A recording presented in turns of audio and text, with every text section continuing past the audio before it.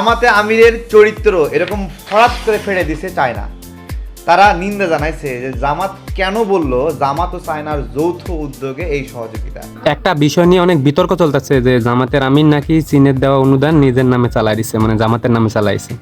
তো ওই অনুষ্ঠানে জামাতের আমির নিজেই বলছে যে এই অর্থায়নটা সম্পূর্ণ চীনের টাকা, এখানে বাংলাদেশের একটা টাকাও নাই। এটা বলছে নিজের মুখে ওই অনুষ্ঠানে। এটা জানার পরও যেসব পাবলিক ওটা নিয়ে অপপ্রচার চালাইতেছে যে জামাত নাকি চীনের অনুদানকে নিজের অনুদান বলে চালাই দিচ্ছে, তারা কি গাঁজা ভিজায় খাও? যায় না শোনা কথাটা কেন উল্টা করে চালাও? আগে জানতাম যে বাংলাদেশের মিডিয়াগুলো হলো হলুদ মিডিয়া, তো এখন দেখি বাংলাদেশের কিছু কন্টেন্ট ক্রিয়েটার, পাঁচ আটা দলের নেতা যেগুলা প্রকৃতই দল করে না, তারা কেবল নিজেদের পিঠ বাঁচানোর জন্য দল করে, তারা এই অপপ্রচারগুলো চালায়, যেটা সত্যি ওটারও মিথ্যা বইলা এরা প্রচার করে খালি নিজের পিঠ বাঁচানোর জন্য।